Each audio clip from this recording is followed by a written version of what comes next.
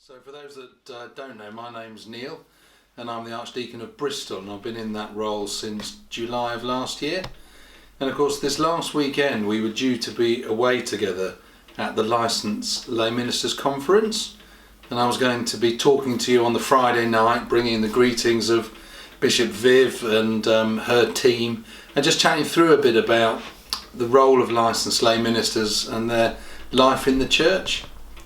We're also upset that that couldn't happen because we're in the midst of this COVID-19 crisis.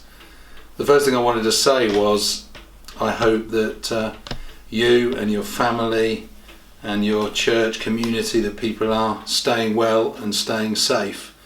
And my heart goes out to all of the communities across the diocese who are facing this difficult and upsetting time. What I wanted to do though, on reflection, I thought about what I wanted to say to you at the conference, and I thought I'd briefly say it to you now, and if it's helpful then that's really, really good.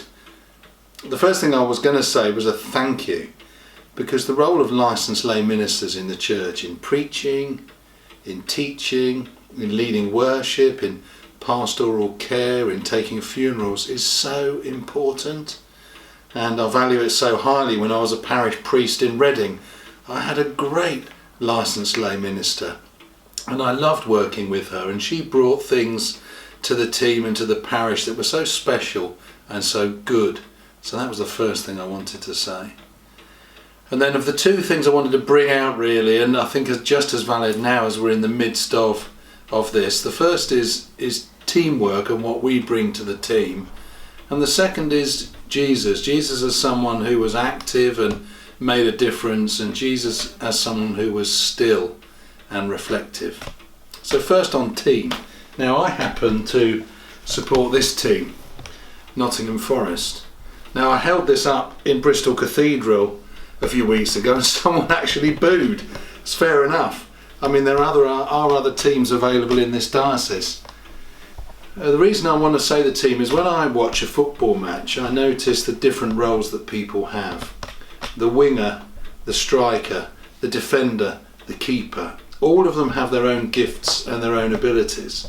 And yet when they come together in that team and they're working together, something brilliant and beautiful happens.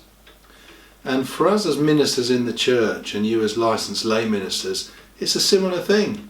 I've got certain gifts and talents, you will have your own specific gifts and talents.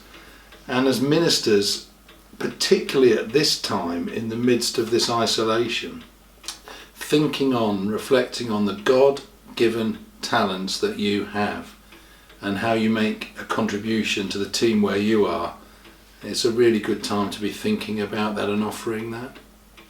Now there are times at the moment when we're going to feel in the thick of it. There's times at the moment when we're going to feel on the margins and not able to contribute. I want to say I'm praying for us all wherever we find ourselves at the moment in that mix. So you're part of a team that is the body of Christ, and what you bring is really valued and really needed by God and by the church. The second was just Jesus as an action figure.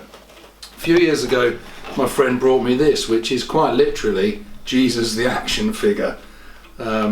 You can even pose the arms, I understand, for special blessing. And we certainly notice when we read the Gospels that Jesus was busy and he was active, healing, teaching, on a God-given mission. But what we also notice is that he would take moments when he stepped aside and he was alone and he was quiet and he withdrew. In those moments of quiet and withdrawal, he would do a few things every time. He would certainly connect with his Father in prayer. He would usually reflect on, why he was there, what he'd come to earth to live among us to do. And I'm guessing he would return to the busyness refreshed and clearer. Now we are in the most unusual and in some ways awful isolation at the moment that's been forced upon us because of COVID-19. I wonder, I've certainly noticed I'm not rushing about like I was 2 weeks ago.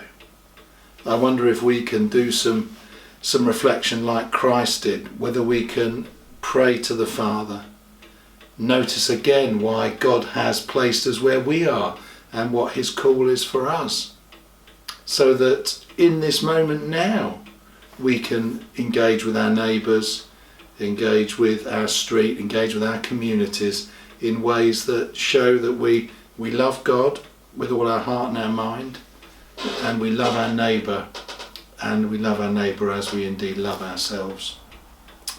So those were the three things I had. It was a thank you, you're part of a team and what you bring is special, and noticing Jesus was an active person who also stepped aside to be still and to connect with the Father and think about what he was on earth to do.